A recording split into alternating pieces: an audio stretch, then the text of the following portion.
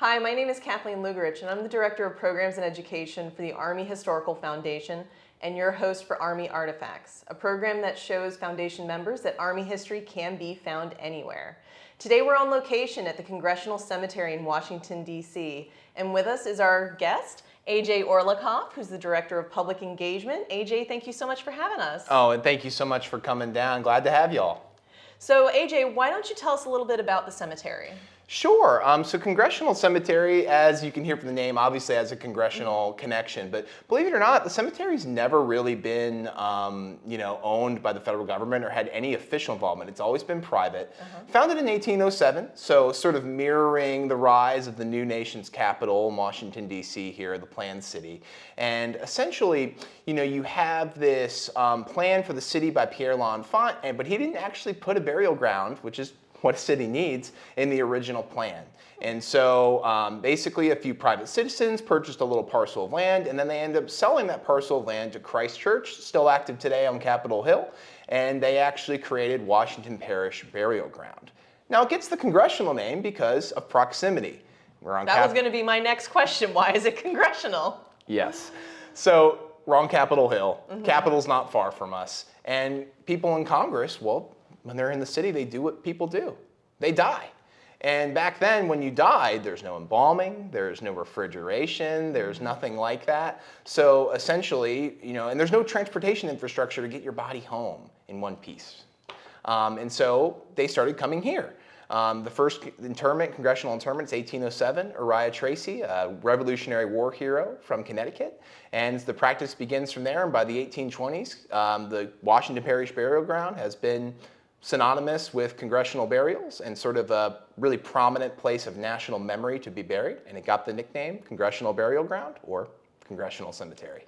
Is it still active? It is still. Burials? We do. So 65,000 people are interred here, 25,000 memorials. So we're quite full. Oh, wow. But there are still a few plots left. But if you're interested, Kathleen, I recommend you start looking soon. Maybe not too soon. Well, hopefully I don't need to do that too You're right.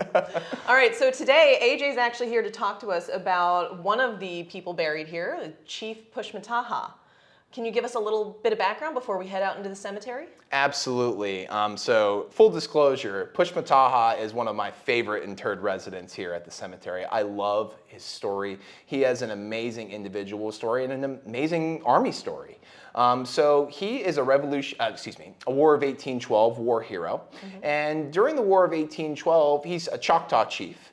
And the Choctaws Confederacy in their nation was actually an American ally during the War of 1812, particularly against a confederacy of other Indian tribes that were led by Chief Tecumseh of the Shawnee. And so they engage in a lot of this warfare, particularly with another notable Army figure, Andrew Jackson, who's a colonel at the time. They sort of ally with them. Pushmataha leads their warriors alongside Andrew Jackson, and they engage in several battles alongside those Army forces and really lead to some great success in war. Wow, great. So that's a great introduction for us to start with. And we're actually going to go out with AJ into the cemetery, explore a little bit outside, and see his grave. All right, now we're outside in the cemetery with AJ. So AJ, you gave us a little bit of a background on Pushmataha. What else can you tell us about him? So, I think his name is really interesting too. I don't want to give the full pronunciation. Maybe that's something you can give in the comments or something like that. But Pushmataha literally translates to a fatal blow in war from a tomahawk or bow, which is an incredible name for a warrior. And I learned a little bit about and I'm no native expert or anything like that, but in the Choctaw culture at that time, your name would change throughout your life. And he only got this name after he had been a warrior for a few years. So evidently, his name indicates he was quite prolific in war. And also I learned in Choctaw culture that you could not advance politically as a diplomat unless you were a warrior. And so essentially, you have this thing where he's a warrior, he's doing a lot of tribal warfare early on in his life, sort of 1760s, 1770s, and by the early Republic era, the 1800s, he has advanced to be a tribal leader because of his talent in war. So what could it have been like for him to be just an American Indian in the early Republic right after the Revolution? That's a great question. And, from what I found in my research, this is a time of incredible dynamic change for not only natives, but the Choctaws in particular. The Choctaws were American allies. They had always had peaceful relations with white settlers, and they wanted to deal with white settlers, Europeans, and Americans in a peaceful way and using diplomacy with them, while still being very warlike with other tribes in the area. So it's at this time where they're trying to be diplomatic with Americans while also still retaining their unique cultural identity. So Pushmataha is kind of suspended between these polarities of, needing to be presentable and diplomatic with white cultures while also still, maintaining like Choctaw independence, the Choctaw way of life in their culture. So really an incredible time, and he lives in a time of incredible change for the Choctaw Nation. Wow. So how does Chief Pushmataha get buried here in D.C.? That's an interesting question. It really goes down to his skill as a negotiator. He had a lot of respect from Americans. He was kind of a hero. He was a hero of the War of 1812, and he had actually negotiated a pretty good treaty for the Choctaw in 1818 with Andrew Jackson, believe it or not. And so, but the problem is that it's a sad narrative in American history.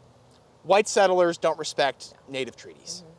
And so white settlers are moving into Choctaw lands. They're not following the treaties. They're hunting in areas they shouldn't.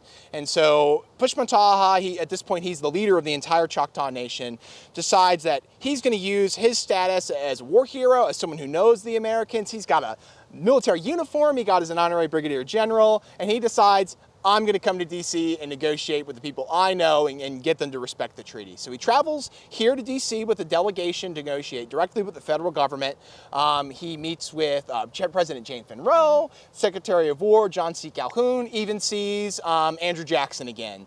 And as he's here negotiating and everything, he gets his portrait taken, which is actually the only real image we have of him, portrait painted. And he's actually, unfortunately, another sad narrative in Native history in this country, he gets sick. He doesn't have, and a lot of natives do not have, this European herd immunity to European diseases. And because of that, he gets sick with croup and he quickly passes away. Dies on Christmas Eve, 1824, right here in this nation's capital. And on his deathbed, he has one last request. He requests a full military funeral in a place of national memory. And back then, that was at Congressional Cemetery. So right here on this spot, he said, let the big guns fire over me, and he got just that. He got a full military funeral here, right here at Congressional Cemetery. Now, do we know anything about how the Choctaw found out about his death? We do know, yes, because there was a delegation there of Choctaw leaders. A few of the other tribal leaders were there with him, so they brought news of his death back with them. But this is obviously a big blow for them. He was honored not only by the Choctaw, but by everyone. And I was blown away by the newspaper articles from the time here in D.C.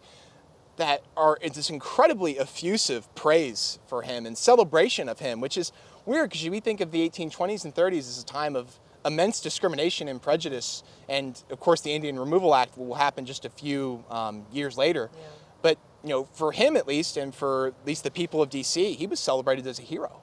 Yeah, I noticed just looking at the graves around us, his resembles some of the graves behind us, and his is also a very large and respectful one as well. Absolutely. So you can see here in the iconography, this was constructed in his honor, and back then, by the way, this would have been pretty expensive to construct. So this was not a cheap memorial. But as you can see, these are where members of Congress are actually interred. These sort of the pointy tops, they're designed to resemble the Capitol building. And so to give Pushmataha a similar design to members of Congress was an immense honor that he was given. And so you can definitely see that reflected in the funerary art here. And I see there's a couple of things that people have left here at the bottom. Do you know anything about these? Absolutely. So I see a few coins. Coins are something that is often left at graves. And you also see rocks here.